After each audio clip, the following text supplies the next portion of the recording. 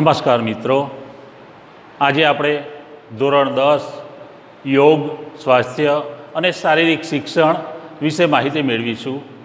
ધોરણ 10 આપણું પહેલું પ્રકરણ છે અષ્ટાંગ યોગ અંતરંગ અંગો।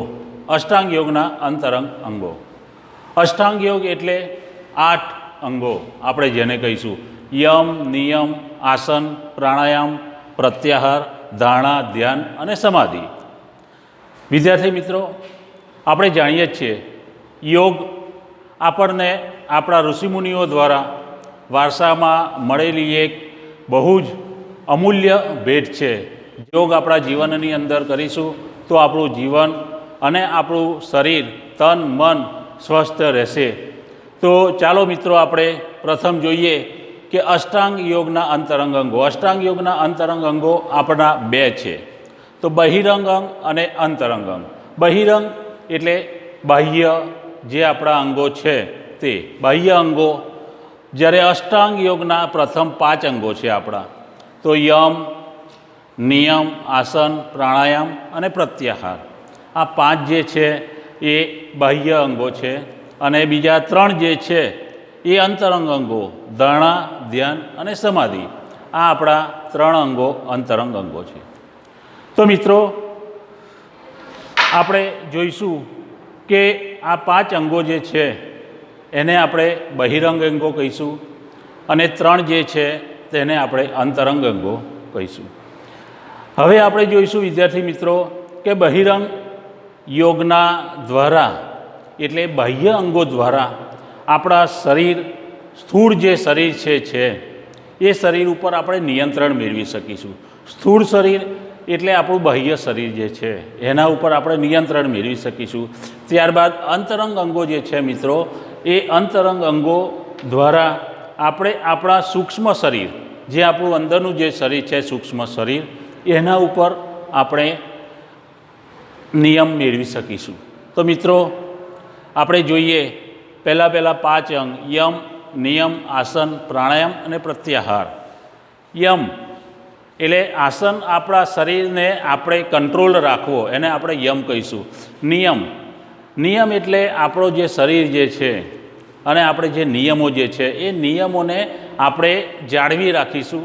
ત્યારબાદ આસન એટલે જે આપણે આસનો કરીએ જ છીએ, ધનુરાસન, પશ્ચિમોત્તાનાસન, પદ્માસન, આ જે આસનો જે છે એના દ્વારા આપણું શરીર કંટ્રોલમાં રહેશે। ત્યારબાદ પ્રાણાયામ એટલે પ્રાણ વત્તા આયામ, પ્રાણનો આયામ, એને આપણે પ્રાણાયામ કહીશું। પ્રાણનો આયામ મેળવવા માટે વિદ્યાર્થી મિત્રો અનુલોમ વિલોમ, કપાલભાતિ, ભ્રામરી, આ જે આપણા પ્રાણાયામ જે છે એના દ્વારા આપણે આપણા શરીરને કંટ્રોલમાં રાખી શકીશું। ત્યારબાદ પ્રત્યાહાર એટલે પ્રત્યા વત્તા આહાર, એને આપણે પ્રત્યાહાર કહીશું। એટલે પ્રત્યાહાર એટલે શરીરને, શ્વાસને બહાર છોડવો, એને આપણે પ્રત્યાહાર। શરીરમાંથી જે ખરાબ વસ્તુ જે છે આપણા શરીરમાં, ખરાબ જે શ્વાસ છે, ઉચ્છ્વાસ છે, એને આપણે બહાર કાઢીશું, એને આપણે પ્રત્યાહાર કહીશું। તો આ આપણા અંતરંગ અંગો જે પહેલાં 5 અંગો છે તે। ત્યારબાદ આપણે અંતરંગ અંગો બીજા ધારણા, ધ્યાન અને સમાધિ। શરીરની અંદરના જે 3 અંગો જે છે તેના પહેલાં આપણે વિષય જોઈશું કે ધારણા। પહેલું આપણે છે ધારણા। તો વિદ્યાર્થી મિત્રો જોઈશું કે ધારણા એ એવી ધારણા છે કે ચિત્ત અને દેશ એટલે કે સીમામાં બાંધવાની ધારણા કહીશું। આપણે ચિત્તને એક વસ્તુ ઉપર બાંધી રાખવાની ક્રિયાને આપણે શું કહીશું? ધારણા। જેનાથી આપણું મન એકાગ્ર થશે, એને આપણે ધારણા કહીશું। ત્યારબાદ જોઈએ આપણે કે ધારણાના વિષયો, તો બાહ્ય વિષયો। ધારણાના વિષયો આપણે જોઈએ મિત્રો કે બાહ્ય વિષયો એટલે બાહ્ય વિષયો દ્વારા આપણે મૂર્તિ, ચિત્ર, ઓમ, આ જે છે એને બાહ્ય વિષયો કહીશું। બાહ્ય વિષયો એ એવા વિષયો જે છે જેને આપણે નરી આંખે જોઈ શકીશું અને એના ઉપર આપણું મન, આપણું ધ્યાન જે છે એ એકાગ્ર કરવાનું છે, એને આપણે બાહ્ય વિષયો કહીશું। બાહ્ય વિષયો એટલે મૂર્તિ, ધારો કે કોઈ પણ મૂર્તિ, આપણને જે કોઈ મૂર્તિ ગમે છે, ભગવાનની, ઈષ્ટદેવની, કોઈ પણ વ્યક્તિની, તો એના ઉપર આપણે આપણું મન છે એને એકાગ્ર કરીશું। ત્યારબાદ ચિત્ર અથવા ઓમ જ્યોતિ, ચિત્ર એટલે કોઈ પણ સરસ ચિત્ર જે છે એ આપણને જે પસંદ ચિત્ર છે એના ઉપર આપણે પણ ધ્યાન કરી શકીશું. ત્યારબાદ જ્યોતિ. જ્યોતિ એટલે કોઈ પણ દીપ પ્રગટતો હોય એ દીપ ઉપર પણ આપણે ધ્યાન કરી શકીશું. એ રીતે આપણા બાહ્ય વિષયો છે.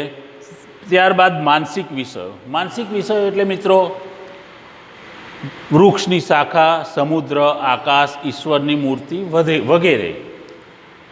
માનસિક વિષયો એટલે માનસિક રીતે આપણે કલ્પેલા જે વિષયો જે છે એને આપણે માનસિક વિષયો કહીશું. ધારો કે વૃક્ષની શાખા જે છે, વૃક્ષની ડાળીઓ જે છે, બરાબર છે, એ આપણે કોઈ પણ એક જગ્યા ઉપર બેઠા છીએ અને આપણા મનની અંદર આપણે વિચારો કરવાના છે કે ભાઈ વૃક્ષની શાખા આ રીતે હશે, આ રીતે એની ડાળી હશે, આ રીતે એના થડ હશે. આ બધું આપણે વિચારીશું. જ્યારે સમુદ્ર છે, આકાશ છે, ઈશ્વરની મૂર્તિ છે, આ સમુદ્ર અગાધ સમુદ્ર છે, આપણે એને પાર નથી પામી શકતા, પણ આપણે એવું એને વિચારી શકીશું કે ભાઈ આ જગ્યાએ પૂરો થતો હશે, આ જગ્યાએ પૂરો થતો હશે. ત્યારબાદ આકાશ છે. આકાશ એટલું બધું વિસ્તૃત છે કે જેની આપણે કલ્પનામાં પણ આવી શકે નહીં એવું મોટું આકાશ છે. ત્યારબાદ ઈશ્વરની મૂર્તિ, ભગવાન કેવા છે તમે ને મેં હજુ સુધી જોયા નથી. તમે ને મેં બધાએ જ ફક્ત કલ્પના જ કરી છે કે ભગવાન આવા હશે. આપણે ભગવાનની મૂર્તિને જોઈ છે, દરેક ભગવાનની મૂર્તિના ઘાટ જુદા જુદા જોયા છે. એના ઉપર આપણે આપણું ધ્યાન, આપણા મનને એકાગ્ર કરી શકીશું. ત્યારબાદ શરીરના બહારના અંગરૂપ વિષયો. શરીરના બહારના અંગરૂપ વિષયો એટલે મિત્રો નાસાગ્ર, ભ્રુકુટી વગેરે. નાસાગ્ર એટલે આપણું નાક. નાક ઉપર આપણે આપણી બંને આંખોને ધ્યાન કેન્દ્રિત કરવાનું છે, એને નાસાગ્ર કહીશું આપણે. ત્યારબાદ ભ્રુકુટી એટલે કપાળની વચ્ચે જે છે એને આપણે ભ્રુકુટી કહીશું. એટલે આપણે ધ્યાન રાખી અને બંને આંખોની ભ્રુકુટી ઉપર ખેંચવાની છે અને આપણે ધ્યાન કરવાનું છે, ધારણા કરવાની છે. એને આપણે શરીરના બહારના અંગોરૂપ કહીશું. ત્યારબાદ શરીરના આંતરિક વિષયો. શરીરના આંતરિક વિષયો એટલે હૃદય, નાભી, ચક્રો વગેરે. હૃદય આપણે હૃદયથી ધારવાનું છે. કોઈ પણ વસ્તુ હશે, આપણું હૃદય જે છે એના ઉપર આપણે આપણું ધ્યાન કરવાનું છે. શ્વાસોશ્વાસની આપણી જે ક્રિયા જે છે એના ઉપર આપણે ધ્યાન કેન્દ્રિત કરીશું. એટલે ધ્યાનને એના ઉપર આપણે લઈ જઈશું. આપણું મન જે છે એને આપણે એના ઉપર લઈ જઈશું. ત્યારબાદ છે નાભી ચક્રો. નાભી ચક્રો એટલે આપણી જે નાભી જે છે એની બાજુ જે ચક્રો આવેલા જે છે એના ઉપર પણ આપણે ધ્યાન કરી શકીએ છીએ. ત્યારબાદ ઇન્દ્રિયાદિત વિષયો. ઇન્દ્રિયાદિત વિષયો એટલે નાદ શ્રવણ અને જ્યોતિ દર્શન. નાદ શ્રવણ એટલે સાંભળવું, નાદ એટલે અવાજ, શ્રવણ એટલે સાંભળવું, બરાબર છે. એટલે કોઈ પણ અવાજ, કોઈ પણ સરસ ભજન છે, કોઈ પણ ગીત છે, એટલે આપણને જેના ઉપર ટ્રસ્ટ જે છે, આપણે જેના ઉપર ધારણા કરી શકીએ એના આપણે સાંભળી શકીએ છીએ અને એના ઉપર આપણે આપણું મન એકાગ્ર કરી શકીશું. ત્યારબાદ જ્યોતિ દર્શન. હમણાં જે પહેલાં મેં આગળ વાત કરી કે જ્યોતિ દર્શન એટલે કોઈ પણ જ્યોતિ પ્રગટ થઈ રહી છે એના ઉપર આપણે આપણી મન, જે આપણી આંખો જે છે એને એકી ટસે આપણે જોવાનું છે એને આપણે કહીશું જ્યોતિ દર્શન.